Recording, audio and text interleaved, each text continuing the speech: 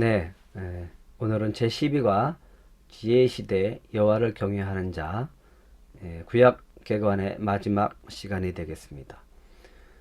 시편 139편 1절과 2절을 우리가 같이 한번 읽어보겠습니다. 여호와여, 주께서 나를 살펴보셨으므로 나를 아시나이다. 주께서 내가 앉고 일어섬을 아시고 멀리서도 나의 생각을 밝히 아시오며. 예. 주님은 우리의 모든 것을 다 알고 계시죠. 그렇기 때문에 우리가 온전히 주님을 의지할 수 있는 분이십니다. 지난 시간 우리가 배웠던 것을 다시 한번 확인해 보는 시간을 갖겠습니다. 포로기한과 성전을 재건한 것은 어떤 관계가 있을까요? 어떤 관계가 있죠? 신앙 회복을 통한 이스라엘의 정체성을 회복하는 것이었다. 이스라엘은 하나님의 백성이죠. 그 정체성을 회복하는 것이었습니다. 그들은 성전 중심이었고 예배 중심적인 삶이었기 때문에 그렇습니다. 에스라의 종교 개혁 내용은 무엇입니까? 영적 부흥의 세 가지가 있었다 그러는데 생각나시나요? 말씀, 회개, 헌신, 이것을 통해서 그들이 영적 부흥을 일으켰습니다. 그리고 백성들에게 이방 여인을 끌어버림으로써 그들이 거룩한 하나님의 백성이 되고자 애를 썼던 것을 보게 되어집니다. 성벽을 재건하기 전 느헤미야의 기도의 내용은 무엇이었습니까? 느헤미야는 기도가 많이 나오고 있는데 그 중에 제일 첫 번째의 기도는 1장에 나와 있는 기도였죠.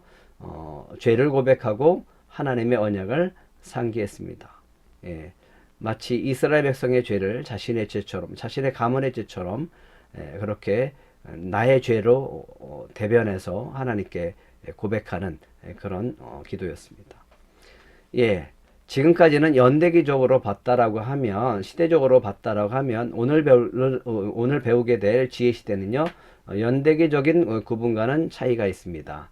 성경에 있는 지혜서는 욥기, 시편, 잠언, 전도서, 아가서, 이 5권이 있는데요. 시대적으로 내용적으로 묶어 보았습니다. 이 내용들은 어떤 한 시대에 제한되었다기보다는 전 시대를 통해서 통용되는 원리가 있다라고 말합니다. 지혜가 뭘까요? 지혜. 지혜는 구약 성경에 여러 가지 다른 의미로 사용되고 있지만 지혜가 실제로 뜻하는 것은 한마디로 삶의 기술이라고 할 수 있습니다. 즉 장인으로부터 정치가 이르기까지 최선의 가능한 방법과 최선의 효과적인 삶을 이루어가는 개인적인 능력을 말합니다. 우리에게 꼭 필요한 것, 지혜죠. 이스라엘은 이러한 지혜를 하나님의 중심으로 생각하게 되었고요. 참된 지혜란 인간이 만들어낼 수 있는 것이 아니라 하나님에게서 비롯되는 것이다 라고 말합니다. 잠언 2장 6절. 이스라엘 지혜자들은 여호와를 경외하는 것이 최고의 우선적인 지혜임을 깨닫게 된다. 왜 그럴까요? 참된 지혜의 핵심은 하나님을 경외하는 데 있는데 하나님을 경외하는 것이야말로 모든 지혜와 지식의 시작이요 최고의 우선적인 지혜임을 고백하게 되어진다. 그 이유는 바로 하나님이 지혜의 원천이시기 때문에 그렇죠. 이렇게 볼 때 지혜는 여호와를 경외하는 실제적인 삶의 기술이라고 할 수 있습니다. 그러므로 지혜를 한마디로 바른 삶을 살 수 있게 하는 능력이라고 정의하고 인간이 창조 질서를 이해하고 파악하고 올바른 삶을 살 수 있는 능력을 기르고자 하는 히브리인 인생 철학 내지는 히브리의 인생 교육학적인 관심이 구약 지혜 문서의 핵심적 성격이라고 말할 수 있습니다. 그러면 시편을 우리가 같이 살펴보기로 하겠습니다. 시편은 이스라엘은 하나님의 행하심을 보면서 여러 가지 반응을 보였습니다. 대적들의 압제 아래서 하나님께서 침묵하실 때는 하나님을 향해서 구원을 간구하면서 어찌하여 대적의 압제를 당해야 하느냐라고 탄식을 하기도 했습니다. 또 자신들의 죄로 인해서 고난을 당하게 될 때는 잘못을 참회하면서 죄를 고백하기도 했습니다. 또 자신들의 죄를 사함받거나 압제에서 하나님의 구원을 받았을 때는 하나님께 감사를 드리며 찬양을 올려드렸습니다. 이와 같은 여러 상황에서 하나님의 인도하심에 대한 이스라엘 백성들의 반응이 시편에 기록되어 있는 것을 보게 되어집니다. 시편은 그래서 이스라엘 백성들의 기쁨과 슬픔이 나타난 기도라고 할 수 있습니다. 유대인이나 기독교인들은 종파와 시대를 막론하고 이 시편을 아주 중요하게 여기고 있습니다. 사람들은 다양한 이유와 다양한 관점에서 시편을 읽고 접근하기도 합니다. 시편은 모세오경을 따라서 5권의 책으로 구성되어졌습니다. 시편은 초기부터 이스라엘 백성과 함께 존재하게 되었는데요. 어떤 시대는 바벨론 포로 이전 시대에 쓰여졌고 또 어떤 시편은 포로에서 돌아온 후에 쓰여지기도 했습니다.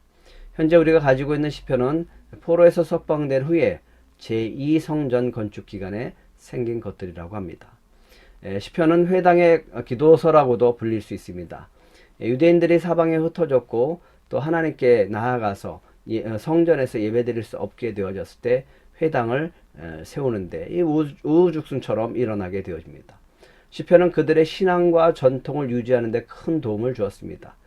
초대 기독교 제자들은 회당에서 시편을 읊었을 뿐만 아니라 감옥에서도 신앙 공동체의 의식을 가지면서 시편을 노래했습니다. 이 노래들은 비록 개인적인 고뇌의 표현일지라도 집단적인 성격을 띠고 있습니다. 기도하는 자나 노래하는 자는 역사적인 언약 공동체에 성심껏 예배드리는 공동체 그리고 전능하신 하나님 팔에 안김을 인식하게 됩니다. 하나님의 현존을 느낄 때만이 아니라 하나님의 부재를 경험할 때에도 우리는 하나님을 찬양하는 것을 배우게 되어집니다. 우리는 혹독한 시험을 당할 때나 기독교인의 친구에서 떠나 있을 때 결코 혼자가 아닌 것을 알고 노래하게 되어집니다. 그래서 여러분들이 시편을 많이 읽어보십시오. 그 시편 속에 참 많은 은혜가 담겨져 있는 것을 보게 되어집니다. 모세오경에 따른 시편의 구조를 잠깐 살펴보면요. 제1권은 1편부터 41편, 제2편은 42편부터 72편, 제3권은 73편부터 89편, 제4권은 90편부터 106편, 제5권은 107편부터 150편으로 구성되어져 있습니다. 제1권과 2권은 대부분 다윗의 시로 구성되어 있습니다. 1권은 다윗의 개인적인 애도의 시가 주종으로 이루어져 있고요. 2권 또한 대부분이 다윗의 애도시로 원수에 대한 기록이 나타나기도 합니다. 다윗의 주기에 대한 시도 있고요. 다윗의 예루살렘 정복에 대한 시, 다윗의 밧세바의 범죄를 회개하는 시도 포함되어 있습니다. 제3권은요. 솔로몬 이후 예루살렘 포로에 이르기까지 국가적인 고난과 위기가 배경으로 되어 있으며 특히 북왕국 이스라엘의 함락을 가져온 아시리아 시대가 배경으로 된 것으로 보여집니다. 포로로 잡혀간 하나님의 백성들이 제4권의 배경으로 여겨지고 있고요. 여기에 포함된 시들은 통치하시는 여호와를 노래하는 시가 주종을 이루고 있습니다. 제5권은 포로에서 회복된 시점으로 보여집니다. 그래서 감사의 시가 많고 찬양의 시가 많죠. 잠깐만 요거는 여러분들이 한번 참고로 읽어보시고요. 시편을 묵상하는 법이 있습니다. 시편을 묵상하는 법이요. 시편에 관하여 배우려고 하기보다는 시편 속으로 돌아가야 한다. 표현할 수 없는 우리의 감정과 생각을 시편을 통해서 표현하게 될 때 그 시들은 우리의 기도가 될 것입니다. 시편은 기도이기도 하고 시편은 찬양이기도 합니다. 시편은 탄식의 기도이기도 합니다. 4세기 유명한 기독교 지도자였던 아다나시우스는 대부분의 성경이 우리를 향해 말하지만 시편은 우리를 대신하여 말한다고 했습니다. 굉장히 공감되는 말이죠. 시편은 우리를 대신해서 하나님께 말하는 시라고 할 수 있죠. 시편은 인간의 경험의 총체를 반영해 마음의 노래들이다. 마음의 노래들. 그것이 곧 시죠. 그래서 저는 한번 이렇게 정리해 봤어요. 우리의 모든 마음의 생각과 감정, 즉 사랑, 기쁨, 감사, 분노, 슬픔, 억울함, 저주까지 노래와 악기와 춤에 담아 하나님께 올려드리는 기도다. 이게 시다라고 하는 거죠. 시편에는 여러 가지 유형의 시들이 있습니다. 모두가 우리 인간의 구체적인 경험에서부터 나오는 것들입니다. 그러나 단순한 경험에서 그치는 것이 아니라 그 경험들을 하나님을 향한 신앙으로 연결시켜 놓았습니다. 이제 우리가 한 주간 시편을 묵상하는 동안 시편으로 들어가 보시기 바랍니다. 그리고 감정이입의 방법을 통해서 우리의 경험을 함께 고백해 보시기 바랍니다.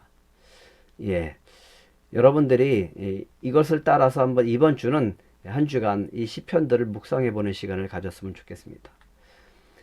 월요일은요, 시편 136편입니다. 너무나 유명하시죠? 여호와께 감사하라. 그는 선하시며 그 인자심이 영원하미로다. 그 인자심이 영원하미로다 라고 하면서 계속되는 시편입니다. 구원의 역사시라고 할 수 있고요. 당시의 고백을 적어 보시기 바랍니다. 여기 나오는 구원의 역사시들은 2000년 전에 쓰여진 것이지만 우리 자신들의 삶의 자리에서 체험한 하나님이 역사하신 사건들을 이 시에 추가하여 보십시오. 이렇게 이야기하고 있습니다. 구체적인 삶, 개인, 가정 또는 국가의 역사 속에서 그의 인자심이 영원함이로다. 여러분들이 살면서 하나님의 그 인자심을 통해서 감사할 때, 이 시편을 노래할 때 더욱더 더 감정이 이입이 되겠죠. 5절에 보면 지혜로 하늘을 지으신 이에 감사하라. 10절에 보면 애굽의 장자를 치신 이에게 감사하라. 16절에 보면 그의 백성을 인도하여 광야를 통과케 하신 이에 감사하라. 벌써 이스라엘 백성들이 출애굽을 해서 하나님 앞에 나아가서 가나안 땅을 차지하고 이스라엘 백성이 그 가나안 땅 속에서 살아가는 그 은혜 속에서 하나님을 찬양하는 것이 보이죠. 그들의 땅을 기업으로 주신 이에게 감사하라. 그 가운데 이런 감사도 있습니다. 우리를 비천한 가운데서 기억해 주신 이에게 감사하라. 그 인자심이 영원하미로다. 모든 육체에게 먹을 것을 주신 이에게 감사하라. 그 인자심이 영원하미로다. 그래서 창조의 주, 구원의 주, 우리를 인도하시고 승리케 하시고 땅을 주시고 우리를 축복해 주시고 우리를 보호해 주시고 늘 필요를 채워 주시고 늘 주님의 사랑으로 채워주시는 그 하나님, 그 인자심이 영원함을 그런 찬양하는 시입니다. 월요일에 한번 이 시를 묵상해 보시기 바랍니다. 화요일은 애감이다. 시편 90편, 이 시편을 읽고 묵상한 바를 여러분들이 한번 적어 보시기 바랍니다. 우리 인간들은 죽음을 외면하는 경향이 있습니다. 그러나 죽음 앞에선 우리들이 이 시편을 읽을 때 우리에게 무엇을 말씀하시는지 묵상하고 적어 보시기 바랍니다. 너무 유명한 시죠. 정말 올해는 코로나 때문에 너무 빨리 지나갔죠. 이 시편에 이 구절이 생각나죠. 우리의 연수가 70이요 강건하면 80이라. 그 연수의 자랑은 수고와 슬픔뿐이요 신속히 가니 우리가 날아가나이다. 15절에 보면요. 우리를 괴롭게 하신 날수대로와 우리가 화를 당한 연수대로 우리를 기쁘게 하소서. 이 성경 구절이 참 은혜롭죠. 주님, 우리에게 고통당하고 괴롭고 힘든 날만큼 화를 당한 연수만큼 우리를 좀 기쁘게 해주세요. 라고 그렇게 노래하고 있습니다. 수요일은 참회의 시입니다. 올해를 돌아보면서 한번 회개하는 그런 시간을 한번 가져보시기 바랍니다. 개인의 후회와 참회의 기도입니다. 여기에는 우린 죄로 인해서 고난이 배가 되는 것을 보게 되어지고요. 이 시편을 읽으면서 우리의 고통과 고독 그리고 죄책감의 경험들을 돌아보시기 바랍니다. 시편 38편 편에 보면 3절과 4절에 보면요. 그의 진노로 말미암아 내 살에 성한 것이 없사며 나의 죄로 말미암아 내 뼈에 평안함이 없나이다.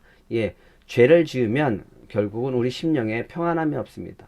내 죄악이 내 머리에 넘쳐서 무거운 짐 같으니 내가 감당할 수 없나이다. 이렇게 고백을 하면 주님께서 예수님의 보혈로 우리를 깨끗하게 씻어주고 자유케 하시는 그런 은혜가 있을 줄 믿습니다.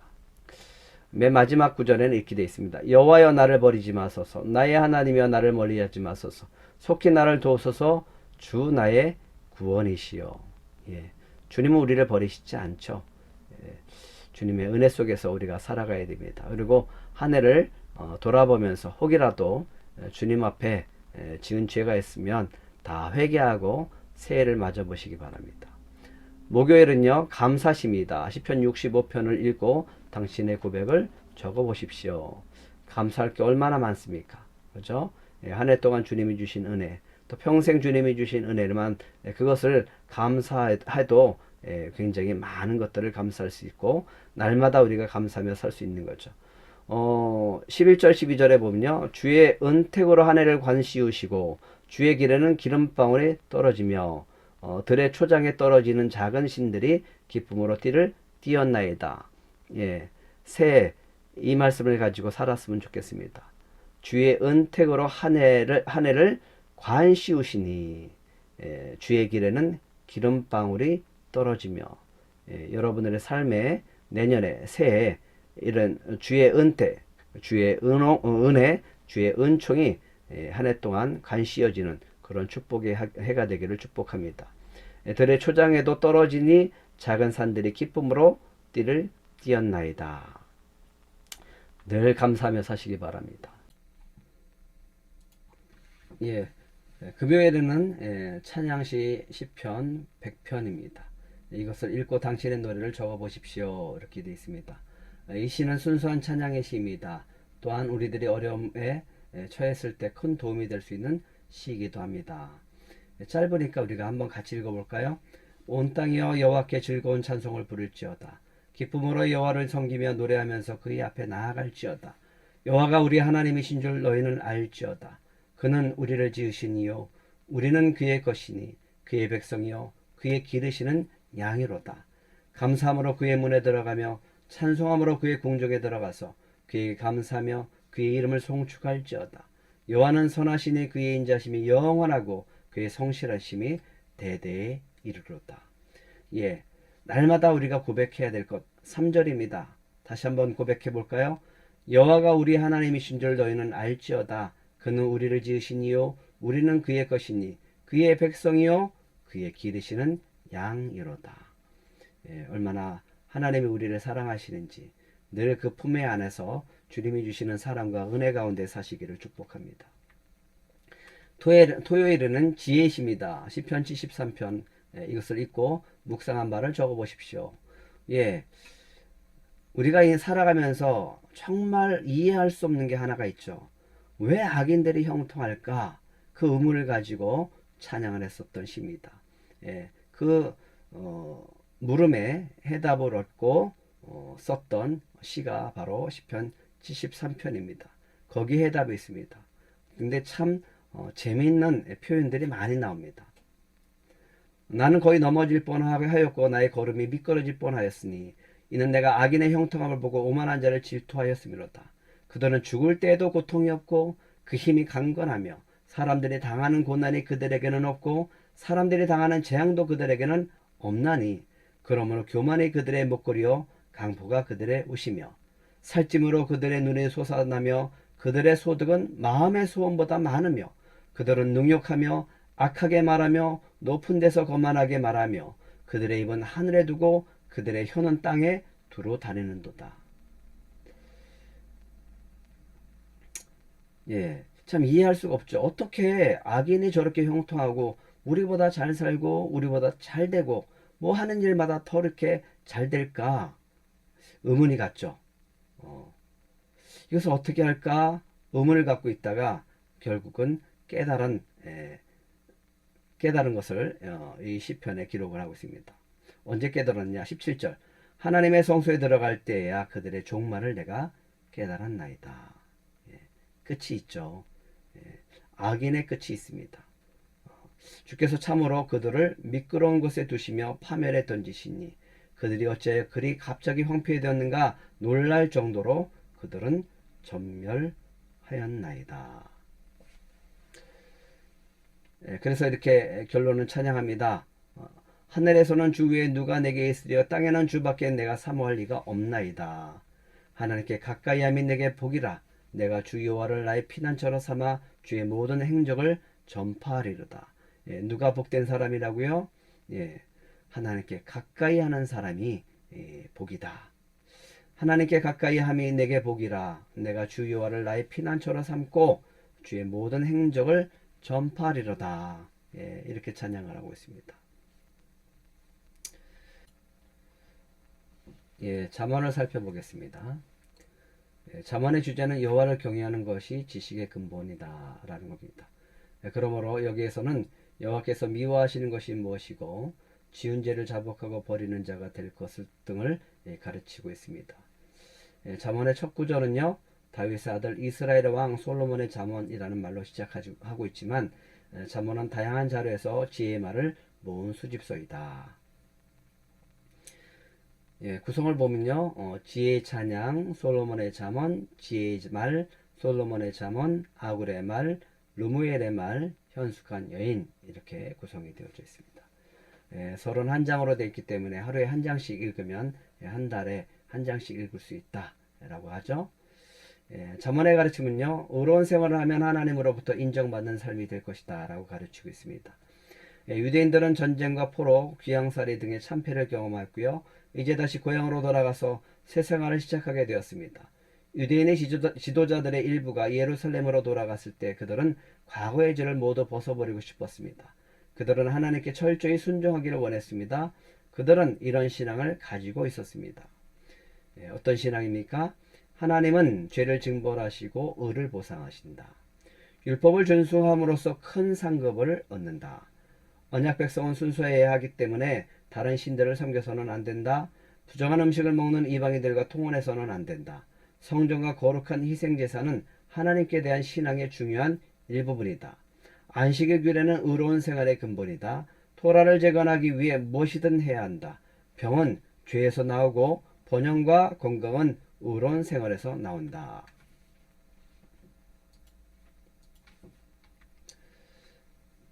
예. 생각하기에는 여러분들 읽어보시고요. 예. 잠언의 내용을 살펴보면요. 성경을 걸고 사람이 운명적으로 불행한 존재로 지음받았다고 말하지 않습니다. 사람은 행복하게 되도록 지음받은 존재입니다. 문제는 참 행복이란 우리의 행동을 하나님의 통치에 복종시킴으로 얻어진다는 사실입니다. 여기에서 우리가 내용을 정확하게 분류할 수는 없지만 대체적으로 세 가지 의무로 잠언의 내용을 나누어 볼 수 있습니다. 예, 세 가지의 의무가 있습니다. 뭘까요? 첫 번째, 예, 우리 자신에 대한 의무입니다. 어떤 의무입니까? 게으르지 말고 부지런하라, 성적인 불결함을 피하라, 지혜를 얻고 명철을 받으라, 과음하지 마라, 다른 사람의 재정상의 문제에 개입하는 것을 피하라, 지나친 사치를 피하라. 두 번째는요, 예, 다른 사람에 대한 의무입니다. 나에 대한 의무가 있다면 다른 사람에 대한 의무도 있죠. 모든 사업 거래 관계에서 정직해야 된다. 예, 우리의 언어 생활에서 요령과 친절해야 된다. 궁핍한 자들에 대한 자비가 있어야 된다. 사람 앞에서 하지 않는 공정함과 정의가 있어야 된다. 궁핍한 가운데 있는 친구들을 도와줘야 된다라고 하는 겁니다. 마지막으로는 하나님께 대한 의무죠. 우리 삶의 주된 목적은 그분을 영화롭게 하는 것이다. 우리는 여호와를 의뢰해야 한다. 우리는 우리의 예물을 그분께 바쳐야 한다. 우리는 여호와를 경외해야 한다. 우리는 고통의 때에 그분께로 달려가야 한다. 우리는 다른 어떤 것보다 먼저 그분을 첫째로 삼아야 한다. 예, 잠언에는 외국에 잠언 두 개가 있습니다. 아글과 르무엘의 잠언인데 여기에서는 아글의 잠언을 읽고 묵상하도록 하겠습니다. 예, 잠언 30장 7절에서 9절 우리 한번 같이 읽어볼까요? 내가 두 가지 일을 주께 구하였사오니 내가 죽기 전에 내게 거절하지 마시옵소서. 곧 헛된 것과 거짓말을 내게서 멀리하옵시며 나를 가난하게도 마옵시고 부하게도 마옵시고 오직 필요한 양식으로 나를 먹이시옵소서. 혹 내가 배불러서 하나님을 모른다 여호와가 누굴까 할까 하며 혹 내가 가난하여 도둑질하고 내 하나님의 이름을 욕되게 할까 두려워함이니이다. 예, 구절의 말씀이 참 은혜롭죠? 예, 정말 거룩을 위해서 하나님을 잊지 않고 하나님의 말씀 가운데 하나님을 붙들고 살고자 하는 그런 간절함이 담겨져 있습니다. 이런 마음은 우리가 본받아야 될 것입니다. 예, 하나님을 떠나는 경우는 예, 가난할 때보다는요 부할 때 떠났습니다. 그런 경우가 더 많죠. 그래서 배불러서 하나님을 모른다, 여호와가 누굴까 할까 하며, 하지만 가난해도 혹시라도 죄를 지을까 두렵다는 거죠. 하나님의 이름을 욕되게 할까. 그래서 우리는 항상 거룩한 습관을 가지고 거룩한 삶을 살아야 됩니다. 전도서를 살펴보겠습니다. 전도서는 삶의 허무함을 노래하는 지혜서로서 유명합니다. 그러나 삶이 허무하다는 사상은 성경의 생각이나 믿음과는 상치하는 것입니다. 그러므로 한동안 전도서에 대한 정경성이 의문시되기도 했습니다. 그러나 전도서의 진정한 가르침은 해 아래 삶의 허무함을 말하는 것입니다. 전도서는 삶의 허물을 통해서 하나님을 바라보게 하는 겁니다. 이 땅이 영원하지 못하다라고 하는 것, 영원한 것을 사모하고 불완전함에서 완전함을 사모하게 하여 인생의 참 행복은 하나님 안에서만 가능하다는 지혜를 보여주고 있습니다. 이것이 전도서의 가르침입니다. 해 아래서의 삶의 허무함, 사람이 해 아래서 수고하여 얻으려고 하는 모든 것이 다 헛되다. 1장 16절에서 18절에 보면 지혜와 지식, 많으면 번뇌와 근심이 더할 뿐이다. 쾌락, 웃음이나 쾌락은 바보스러운 곳이다. 사업, 일하는 자에게 기쁨을 주지만 얻는 것이 없다. 죽음, 헛된 것의 최종적인 증명이다. 하나님의 포괄적인 계획은요, 하나님의 주권을 인정하는 자들은 허무한 해 아래에서 어떠한 삶을 살아야 하는가 라고 하는 겁니다. 모든 만물은 하나님의 계획에 따라 존재하는 때가 있다라고 하는 거죠. 다 때가 있다. 즉 사람의 계획이 아니라 하나님의 주권이 사람들의 운명을 좌우한다는 것이다. 그때는 하나님이 정하시고 하나님의 때에 하나님이 일하시기 때문에 그렇죠. 하나님의 주권이 사람들의 운명을 주장하는 이유는 사람들로 하여금 하나님을 알게 하고 하나님을 경외케 하려 하심이라. 모르죠. 모르니까 하나님을 통해서 우리가 인도함을 받아야 된다라고 하는 거죠. 하나님의 주권과 하나님께서 주신 선물에 어긋나는 내용들이 있고요. 선을 행하지 않은 악의 재판관, 즐거움이 없는 염세주의 낙심, 사람을 학대하는 권세자, 기쁨과 선행이 동반하지 않는 노고입니다. 하나님의 주권을 인정하는 자가 마땅히 취할 태도, 하나님을 경외하는 말씀을 청종하는 소원을 갚을 것, 공의가 서지 않는 세상에서도 하나님의 주권을 인정함, 재물을 사랑치 아니함. 전도서 5장 1절부터 6장 9절에 있는 말씀입니다. 하나님의 주권을 인정하는 자가 마땅히 취할 태도입니다. 알지 못하는 사람들, 지혜의 장, 하나님은 역경과 순탄함을 모두 허락하셨습니다. 그렇죠? 역경과 순탄함을 모두 허락하셨습니다. 사람들은 인생의 역경을 당하여 슬퍼하지만 고난의 때가 더 좋을 수도 있습니다. 그러므로 우리들은 고난에 대한 태도를 바꾸는 것이 필요합니다. 다음 말씀을 읽고 묵상하십시오. 전도서 7장 13절과 14절 두 구절 한번 같이 읽어볼까요? 하나님께서 행하시는 일을 보라. 하나님께서 굳게 하신 것을 누가 능히 곱게 하겠느냐. 형통한 날에는 기뻐하고 곤고한 날에는 되돌아보아라. 이 두 가지를 하나님이 병행하게 하사 사람이 그의 장래일을 능히 헤아려 알지 못하게 하셨느니라. 그렇기 때문에 우리는 항상 겸손해야 되고, 그렇기 때문에 늘 우리는 주님의 말씀을 붙들고 주님의 인도함을 받아야 된다라고 하는 거죠. 하나님의 섭리에 항거하지 말라. 하나님의 행하심은 아무도 모른다. 전도서 8장에 있는 말씀입니다. 우리가 어떻게 장래일을 알겠습니까? 죽는 날을 알지 못하죠.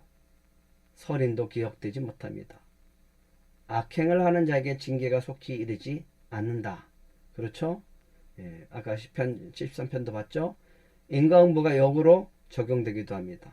그러나 악인의 삶은 길지 못할 것이다. 그렇기 때문에 9장 10절에서 이렇게 얘기합니다. 오늘 주어진 분복을 즐겨라. 오늘 주님이 주신 분복을 즐기고 살아라. 먹고 마시고 즐거워하는 것은 하나님의 선물이다. 하나님께서 하시는 일은 지혜자라도 진정 알지 못한다.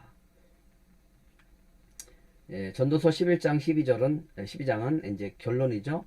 사람의 마땅한 1. 선행한 삶이다.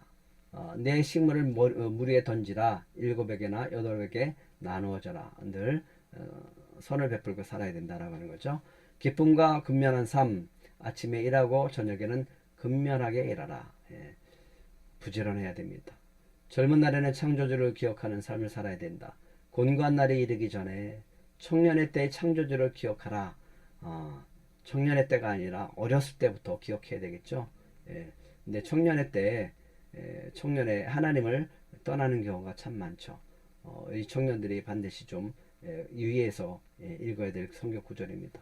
젊은 날에는 창조주를 기억해야 됩니다. 곤고한 날에 이르기 전 곧 청년의 때의 창조주를 기억하라. 모든 것을 다 잃고 그리고 돌아오지 말고 이 청년의 때 주님을 붙잡아야 됩니다. 이제 욥기를 살펴보겠습니다. 우리들은 때로 삶이 공평치 못하다고 느낄 때가 있습니다. 때로는 악한 자가 번성하고 선한 자가 어려움을 당하기도 합니다. 병든 자 중에 어떤 사람은 나음을 받기도 하고 어떤 사람은 나음을 받지 못하기도 합니다. 인생의 고통은 우리를 당혹해 만듭니다. 왜 이런 일이 나에게 일어났는가? 라고 우리는 묻습니다. 만일 하나님이 의롭고 선하시다면 왜 우리가 그처럼 심한 고통을 당해야 합니까? 우리의 고통은 우리의 죄 때문에 생기는 것만은 아닌 것 같습니다. 그렇죠? 욥기의 주제, 욥기를 해석하는 사람들은 욥기의 주제와 목적에 대하여 일반적으로 오해를 하고 있습니다. 그들은 욥기의 주제를 무고한 고난의 문제라고 이해합니다. 그리고 욥기의 목적은 잠언과 같은 전통적인 인과 응보의 교리가 부적합함을 증거하는 데 있다고 봅니다. 욥기를 하나님의 정의에 대해 이의를 제기하는 책으로 이해하는 것입니다. 그러나 욥기는 이상의 목적에 대한 답을 제시하지 않습니다. 욥기에서 무고한 고난, 하나님의 정의 등은 부차적인 문제일 뿐입니다. 욥기 대부분의 이야기는 전통적인 신앙의 견해를 가진 세 친구의 논리가 전개되고 있고요. 그리고 욥의 답변과 질문 그리고 하나님의 답변으로 이렇게 구성되어져 있습니다. 당연하다고 받아들여지는 전통적인 지혜에 대한 욥의 삶과 하나님의 답변을 우리가 배우게 되어집니다. 그리고 고난 중에 성도가 취해야 할 하나님 앞에서의 태도를 배우게 됩니다. 욥기의 주제, 고난을 대하는 성도의 태도입니다. 고난을 어떻게 우리가 대할 것인가? 고난 앞에 우리는 어떻게 살아야 되는가? 라고 하는 겁니다.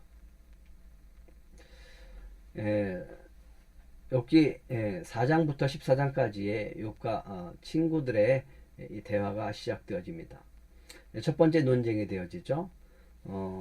첫 번째 논쟁은 인간의 상식으로 이해할 수 없는 문제를 안고 시작합니다. 욥의 고난을 당한 것을 보고서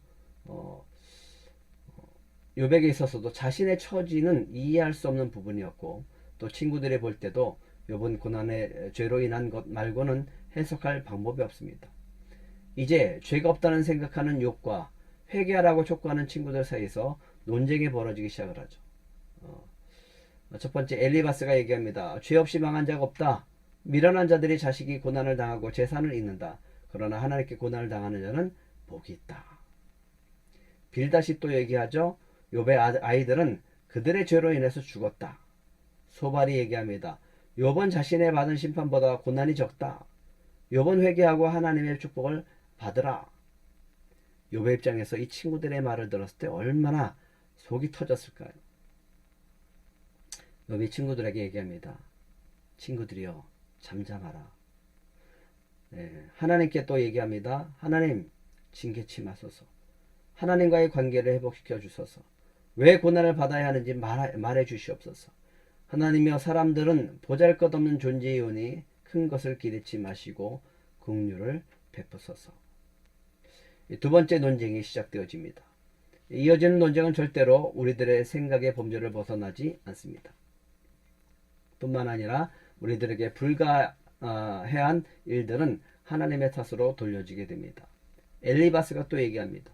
악인은 고난을 당한다. 그들의 재산과 장막은 불에 탄다. 그들은 하나님께 도전하기 때문이다. 그래서 욥이 그와 같은 고난을 당했다라고 얘기하는 거죠. 빌닷이 또 얘기합니다. 어찌하여 우리를 짐승처럼 여기고 부정하게 보는가? 악한 자들은 아들도 없고 손자도 없다. 욥의 마음이 얼마나 고통스러웠을까요? 소발이 또 얘기하죠. 악인의 형통은 잠시뿐이며 경건하지 못한 자의 즐거움도 잠시뿐이다. 그가 악하게 모은 재물은 사람이 피우지 않은 불에 멸하고 하늘이 그의 죄악을 드러내고 땅이 그를 칠 것이다. 이는 하나님이 하신 일이다. 이들 역시 또 다시 한번 욥의 고난이 너의 죄 때문이다 라고 얘기를 하는 거죠. 욥이 또 반박합니다. 세상에서는 악인이 번성한다. 하나님께서 악인을 징벌하심을 몇 번이나 보았느냐. 하나님은 악인의 자손이 아니라 악인 당사자를 징계하셨을 것이다. 악인의 번성은 하나님의 책임이며 너희는 거짓말을 할 뿐이다. 예, 이제 세 번째 논쟁이 벌어집니다. 점점 욥의 마음은 고통스러워지고 정말 죽고 싶은 마음까지 이제는 들게 되어지는 거죠. 욥과 친구들의 관점에 전혀 변화가 없었습니다. 그들이 가지고 있는 생각들은 점점 더 논쟁만을 더해갈 따름이었습니다. 엘리바스가 또 얘기합니다. 욥, 너의 악이 크고 죄악이 극하다. 너는 고아와 가부를 박해하지 않았느냐? 하나님과 화목하고 그의 교훈을 받으라. 예, 빌닷이 또 옆에서 불을 더 지릅니다. 하나님은 권능과 위험의 하나님이시다. 사람들은 벌레와도 같고 하나님 앞에서 의로운 자도 없다. 욥이 얘기합니다. 하나님, 당신은 어디 계십니까? 내 문제를 당신 앞에 판단받기를 원하나이다. 내가 고난을 받은 후에 정금같이 되어 나오리이다. 욥의 주장한 바 자신은 의롭다는 것입니다. 과연 욥의 의로움의 기준은 무엇인가? 라고 하는 거죠. 그리고 의인은 없나니 하나도 없다라는 신약의 말씀과는 어떤 차이가 있는가? 하나님을 드디어 만나게 되어집니다. 그런데 여기서 하나님이 욥의 궁금증을 풀어주지 않습니다. 욥이 말한 부분에 대해서 해답을 주지 않습니다. 하나님과의 만남이 이제 욥의 생각을 바꿔놓습니다. 생각을 바꿔놓으세요. 더 이상 자신의 기준 되지 못함을 깨닫게 됩니다. 이제 하나님이 원하시는 인간의 모습이 무엇인지를 발견하게 될 것입니다. 하나님이 나타나서 욥을 위로하는 것이 아닙니다. 하나님은 욥에게 나타나서 하나님만이 의롭다라고 말씀하십니다. 그때 여호와께서 폭풍 가운데 욥에게 말씀하십니다. 이르시되 무지한 말로 생각을 어둡게 하는 자가 누구냐? 너는 대장부처럼 허리를 묶고 내가 네게 묻는 것을 대답할지니라. 내가 땅에 기초를 놓을 때 내가 어디 있었느냐? 내가 깨달아 알았거든 말할지니라. 트집 잡는 자가 전능자와 다투겠느냐? 하나님을 탓하는 자는 대답할지니라. 아무리 의롭다라고 생각했던 욥도 하나님 앞에서는 아무 말도 할 수 없었습니다. 여호와의 답변은 욥의 질문에 대한 답이 되지 못합니다. 여호와는 욥이 하나님을 실문할 위치에 있는 것이 아니라 하나님을 추궁을 받을 자는 욥이라고 말씀하고 있습니다. 욥이 얘기합니다. 보소서 나는 비쳐나오니 무엇이라 주께 대답하리까? 손으로 네 입을 가릴 뿐이로소이다. 내가 한번 말하였은즉 다시는 더 대답하지 아니하겠나이다. 욥의 두 번째 대답하죠. 두 번째 하나님과의 만남 속에서 얘기합니다. 주께서는 못하실 일이 없사하며 무슨 계획이든지 못 이루실 것이 없는 줄 아오니 무지한 말로 이치를 가리는 자가 누구니까? 나는 깨닫지도 못한 일을 말하였고 스스로 알 수도 없고 헤아리기도 어려운 일을 말하였나이다. 내가 말하겠사오니 주는 들으시고 내가 주께 묻겠사오니 주여 내게 알게 하옵소서. 내가 주께 대하여 귀로 듣기만 하였사오나 이제는 눈으로 주를 배웁나이다. 그러므로 내가 스스로 거두어 드리고 티끌과 재 가운데 회개하나이다. 하나님 앞에서 자기가 어떻게 의롭다라고 얘기할 수 있겠습니까? 의로우신 분은 오직 한 분, 하나님이신 분이다라고 하는 거죠. 그리고 우리의 인생은 그 하나님의 주권 가운데, 이 모든 세상은 그 하나님의 주권 가운데 이루어진 것 그뿐입니다. 결국은 하나님은 창조주요, 우리는 피조물이다라고 하는 것을 인정하게 할 수밖에 없는 거죠. 하나님과의 첫 번째 만남은 욥은 그 만남에서 욥은 침묵하게 되어집니다. 그리고 고난의 첫 번째 유익이 하나님의 임재를 확인하는 것임을 알게 되어졌습니다. 두 번째는 하나님과 만남에서 욥은 가지고 있었던 자신의 의를 버리고 성숙을 이루게 됩니다. 이제 욥은 이해할 수 없는 고난 가운데서도 하나님을 신뢰하는 법을 배우게 됩니다. 결국 욥기의 주제는 하나님께 대한 전적인 신뢰입니다. 하나님은 창조주이고 하나님은 우리의 주인이 되기 때문에 주님만이 모든 것을 다 하실 수 있다라고 하는 겁니다. 우리가 하나님 왜 이렇게 하셨습니까? 라고 할 만한 그런 권리가 없다라고 하는 겁니다. 흔히 우리가 당하는 고난에 풀 수 없는 수수께끼가 수반됩니다. 천재지변, 병마, 타인의 행동 등이 우리에게 큰 고통을 가져다 줍니다. 이유를 설명할 수 없는 고난을 당할 때 역경 가운데서도 그리스도의 제자는 하나님에 대한 신뢰를 저버리지 아니합니다. 하나님은 우리에게 항상 해답을 주시지는 않습니다. 그러나 하나님은 우리와 함께 계실 것을 약속하십니다. 우리가 이해할 수 없는 것이 참 많죠.